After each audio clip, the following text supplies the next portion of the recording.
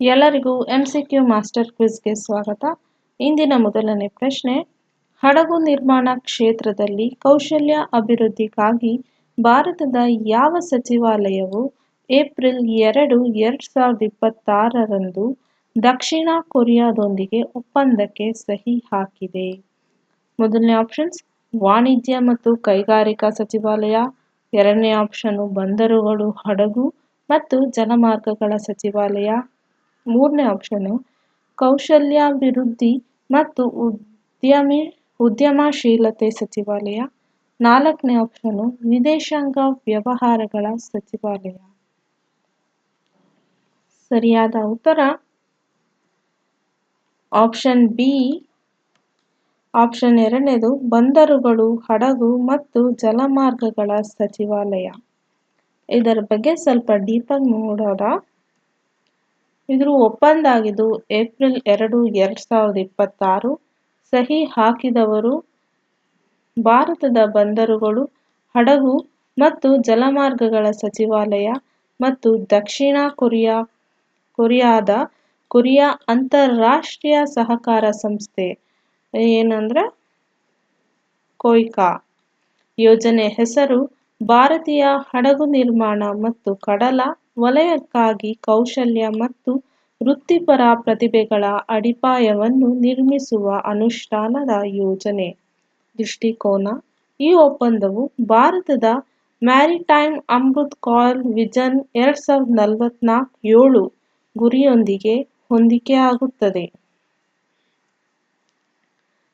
MCQ questions ನೋಡಿದ ಇದ್ರ ಮೇಲೆ ಸ್ವಲ್ಪ MCQ ಕ್ವಶನ್ಸ್ ಯಾವ್ಯಾವ ಥರ ಕೇಳಬಹುದು ಎಕ್ಸಾಮ್ಸ್ಗೆ ಅನ್ನೋದಾದರೆ, ಭಾರತದೊಂದಿಗೆ ಈ ಕೌಶಲ್ಯ ಅಭಿವೃದ್ಧಿ ಯೋಜನೆಯಲ್ಲಿ ಭಾಗವಹಿಸಿದವರು ದಕ್ಷಿಣ ಕೊರಿಯಾದ ಪ್ರಮುಖ ಏಜೆನ್ಸಿ ಯಾವುದು?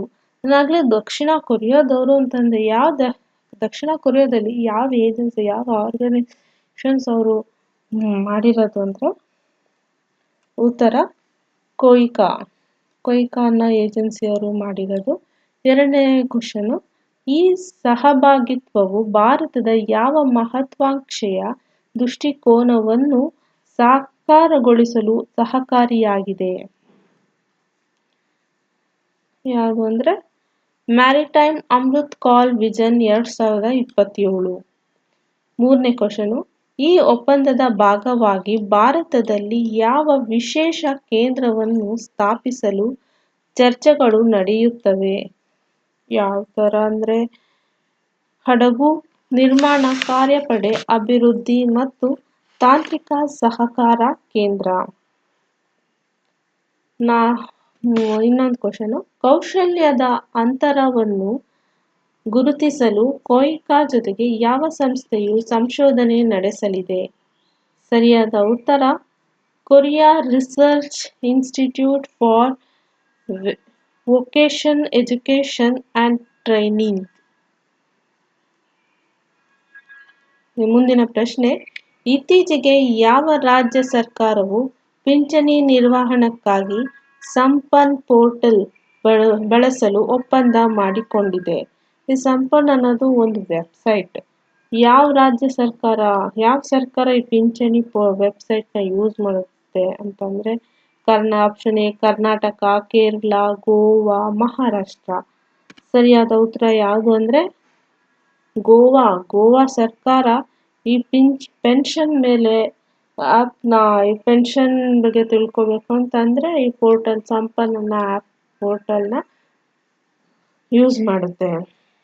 ಇದು ಗೋವಾ ಸರ್ಕಾರ ಮತ್ತು ಕೊಚ್ಚಿನ್ ಪೋರ್ಟಲ್ ಅಥಾರಿಟಿ ಪಿಂಚಣಿ ವಿತರಣೆಯನ್ನು ಸುಗಮಗೊಳಿಸಲು ಕೇಂದ್ರ ಸರ್ಕಾರದ ಸಂಪನ್ ಪೋರ್ಟಲ್ ಅನ್ನು ಬಳಸಿಕೊಳ್ಳಲು ಒಪ್ಪಂದ ಮಾಡಿಕೊಂಡಿದೆ. ಈ ಕುರಿತು 2026ರ ಪ್ರಚಲಿತ ವಿದ್ಯಮಾನಗಳ ಮಾಹಿತಿ ಇಲ್ಲಿದೆ ನೋಡೋಣ.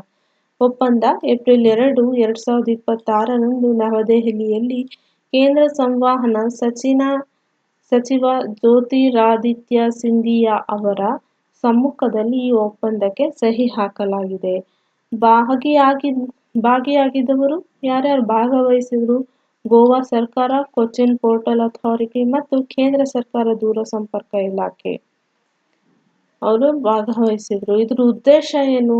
ಪಿಂಚಣಿದಾರರಿಗೆ ಪಿಂಚಣಿ ಮಂಜೂರಾತಿ ದೃಢೀಕರಣ ಮತ್ತು ನೇರ ಪಾವತಿಯನ್ನು ಡಿಜಿಟಲ್ ವೇದಿಕೆಯ ಮೂಲಕ ಯಾವುದೇ ವಿಳಂಬವಿಲ್ಲದೆ ತಲುಪಿಸುವುದು. ಅಂದರೆ ಯಾವ ಸರ್ಕಾರ ಇದನ್ನು ಕೊಟ್ಟಿರೋದು? ಗೋವಾ ಸರ್ಕಾರದವರು ಈ ಸಂಪನ್ನ ಆ್ಯಪ್ನ ಉಪಯೋಗಿಸ್ಕೋತಾರೆ ಪಿಂಚಣಿಗೋಸ್ಕರ. ಈ ಸಂಪನ್ ಅಂದರೆ ಏನು? ಸಂಪನ್ ಅಂದರೆ system for accounting and management pension. ಇದು ದೂರಸಂಪರ್ಕ ಇಲಾಖೆಯ ಪ್ರಮುಖ ಡಿಜಿಟಲ್ ಪಿಂಚಣಿ ನಿರ್ವಹಣೆ ವೇದಿಕೆಯಾಗಿದೆ. ಇದರ ಸ್ಥಾಪನೆಯಾಗಿರೋದು 2018ರಲ್ಲಿ ಪ್ರಾರಂಭಿಸಲಾಯಿತು. ಕಾರ್ಯನಿರ್ವಹಣೆ: ಇದು ಕ್ಲೌಡ್ ಆಧಾರಿತ ವ್ಯವಸ್ಥೆಯಾಗಿದ್ದು, ಪಿಂಚಣಿ ಅರ್ಜಿಯಿಂದ ಹಿಡಿದು ಬ್ಯಾಂಕ್ ಖಾತೆಗೆ ಹಣ ಜಮಾ ಆಗುವವರೆಗಿನ ಎಲ್ಲ ಹಂತಗಳನ್ನು ಡಿಜಿಟಲ್ ಮಾಡುತ್ತದೆ. MCQs ಕ್ವಶನ್ಸ್ ಈ ಸಂಪನ್ ಪೋರ್ಟಲ್ ಆ್ಯಪ್ ಬಗ್ಗೆ. ಈ ಸಂಪನ್ ಪೋರ್ಟಲ್ ಅನ್ನು ಅಭಿವೃದ್ಧಿಪಡಿಸಿದ ಕೇಂದ್ರ ಸರ್ಕಾರ ಇಲಾಖೆ ಯಾವುದು? ದೂರಸಂಪರ್ಕ ಇಲಾಖೆ. ಸಂಪನ್ ಯೋಜನೆಯ ಪೂರ್ಣ ರೂಪವೇನು? ಫುಲ್ ಫಾರ್ಮ್ ಏನು ಸಂಪನ್ದು? ಉತ್ತರ: system for accounting and management for pension. ಮೂರನೇ ಕ್ವಶನು: ಸಂಪನ್ ಪೋರ್ಟಲ್ ಮೂಲಕ ಪಿಂಚಣಿದಾರರಿಗೆ ದೊರೆಯುವ ಮುಖ್ಯ ಅನುಕೂಲವೇನು? ಉತ್ತರ: ನೇರ ಲಾಭ ವರ್ಗಾವಣೆ ಮೂಲಕ ಬ್ಯಾಂಕ್ ಖಾತೆಗೆ ಪಿಂಚಣಿ ಜಮೆ. ಮುಂದಿನ ಪ್ರಶ್ನೆ: ಇತ್ತೀಚೆಗೆ ಡಾ. ಜಿತೇಂದ್ರ ಸಿಂಗ್ ಅವರು ಬಿರಾಕ್ ಬಯೋನೆಸ್ಟ್ ಅನ್ನು ಇನ್ಕ್ಯುಬೇಷನ್ ಸೆಂಟರ್ ಅನ್ನು ಕರ್ನಾಟಕದ ಯಾವ ನಗರದಲ್ಲಿ ಉದ್ಘಾಟಿಸಿದರು? ಸರಿಯಾದ ಆಪ್ಷನ್ಸ್ ಬಂದು ಬೆಂಗಳೂರು, ಮೈಸೂರು, ಹುಬ್ಬಳ್ಳಿ, ಮಂಗಳೂರು. ಸರಿಯಾದ ಉತ್ತರ ಮೈಸೂರು. ಇದ್ರ ಬಗ್ಗೆ ಸ್ವಲ್ಪ ಡೀಟೇಲ್ ಆಗಿ ನೋಡೋದಾದ್ರೆ, ಕೇಂದ್ರ ಸಚಿವ ಡಾ. ಜಿತೇಂದ್ರ ಸಿಂಗ್ ಅವರು ಕರ್ನಾಟಕದ ಮೈಸೂರಿನಲ್ಲಿರುವ CSIR-CFTRI ಆವರಣದಲ್ಲಿ ಬಿರಾಕ್ ಬಯೋನೆಸ್ಟ್ ಇನ್ಕ್ಯುಬೇಷನ್ ಸೆಂಟರ್ ಅನ್ನು ಏಪ್ರಿಲ್ 2026ರಲ್ಲಿ ಉದ್ಘಾಟಿಸಿದರು. ಸ್ಥಳ ಮೈಸೂರು, ಕರ್ನಾಟಕ. CFTRI ಇರೋದು ಮೈಸೂರಲ್ಲಿ. ಉದ್ಘಾಟನೆ ಏಪ್ರಿಲ್ 4, 2026. ಸಂಸ್ಥೆ biotechnology industry research assistant counselling ಬೆಂಬಲದೊಂದಿಗೆ ಈ ಕೇಂದ್ರವನ್ನು ಸ್ಥಾಪಿಸಲಾಗಿದೆ. ಇದರ ಉದ್ದೇಶ ಆಹಾರ ಬಯೋಪ್ರೊಸೆಸಿಂಗ್ ಮತ್ತು ಬಯೋಟೆಕ್ನಾಲಜಿ ಸಂಶೋಧನೆಯಲ್ಲಿ ಉದ್ಯಮಶೀಲತೆಯನ್ನು ಉತ್ತೇಜಿಸುವುದು.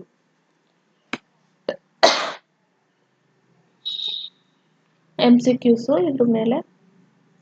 ಬಯೋನೆಸ್ಟ್ ಯೋಜನೆಯ ಮುಖ್ಯ ಉದ್ದೇಶವೇನು?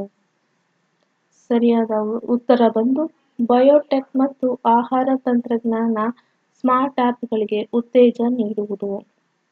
ಎರಡನೇ ಕ್ವಶನು: ಮೈಸೂರಿನ CFTRIನಲ್ಲಿ ಉದ್ಘಾಟನೆಯಾದ ಈ ಕೇಂದ್ರಕ್ಕೆ ಬೆಂಬಲ ನೀಡಿದ ಕೇಂದ್ರ ಸರ್ಕಾರದ ಸಂಸ್ಥೆ ಯಾವುದು? ಬಿರಾಕ್. CFTRI ಆವರಣದಲ್ಲಿ ಯಾವ ಯೋಜನೆಯಡಿ ಹಾಸ್ಟೆಲ್ ಸಂಕೀರ್ಣಕ್ಕೆ ಭೂಮಿ ಪೂಜೆ ನೆರವೇರಿಸಲಾಯಿತು?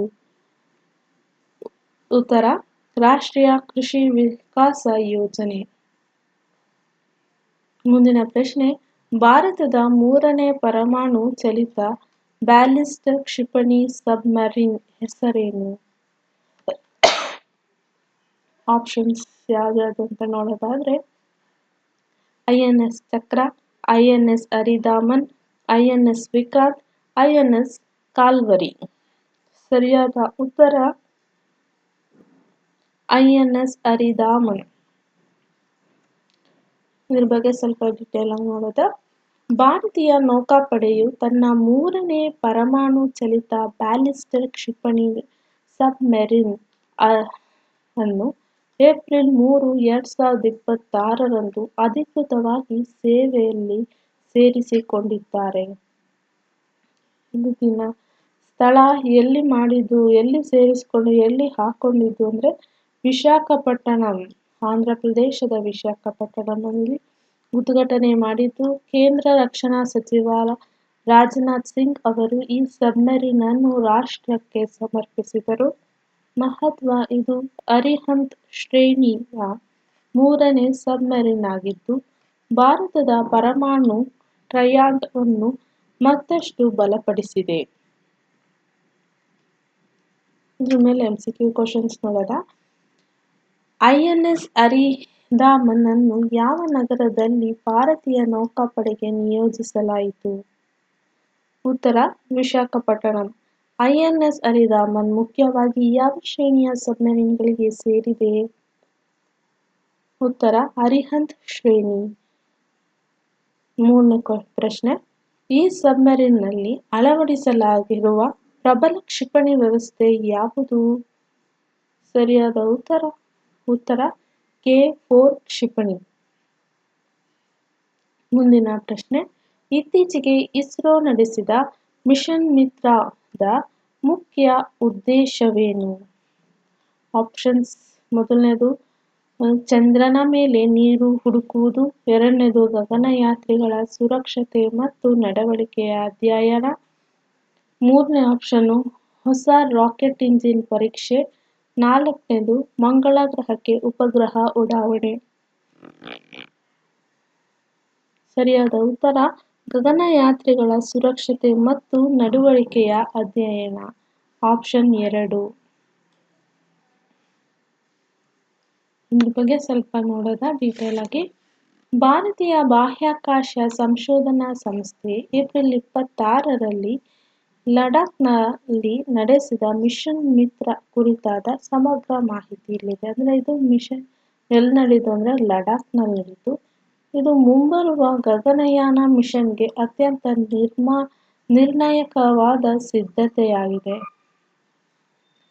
ಮುಖ್ಯ ಅಂಶಗಳು ಇದ್ರ ಬಗ್ಗೆ ನೋಡೋದ. ಪೂರ್ಣ ಹೆಸರು ಮಿಷನ್ ಮಿತ್ರ ಅಂತ ಇದ್ರೆ ಹೆಸರಲ್ವಾ, ಅದ್ರ full form mapping of interoperable threats and responses assessment. ಸ್ಥಳ ಲೇಹ್ ಲಡಾಖ್ನಲ್ಲಿ. ಕಾಲಾವಧಿ ಏಪ್ರಿಲ್ 2 ರಿಂದ ಏಪ್ರಿಲ್ 9, 2026. ಭಾಗವಹಿಸುವಿಕೆ ಇಸ್ರೋ ಮತ್ತು ಭಾರತೀಯ ವಾಯುಪಡೆಯ ಇನ್ಸ್ಟಿಟ್ಯೂಟ್ ಆಫ್ ಏರೋಸ್ಪೇಸ್ ಮೆಡಿಸಿನ್ ಜಂಟಿಯಾಗಿ ಇದನ್ನು ವಿನ್ಯಾಸಗೊಳಿಸಿವೆ. MCQs ಇದ್ರ ಮೇಲೆ. ಮಿಷನ್ ಮಿತ್ರ ಪರೀಕ್ಷೆಯನ್ನು ಎಲ್ಲಿ ನಡೆಸಿದರು? ಲೇಹ್ ಲಡಾಖ್. ಮುಂದಿನ ಪ್ರಶ್ನೆ: ಈ ಮಿಷನ್ ಯಾವ ಭಾರತೀಯ ಮಾನವ ಸಹಿತ ಬಾಹ್ಯಾಕಾಶ ಕಾರ್ಯಕ್ರಮದ ಭಾಗವಾಗಿದೆ? ಉತ್ತರ: ಗಗನಯಾನ.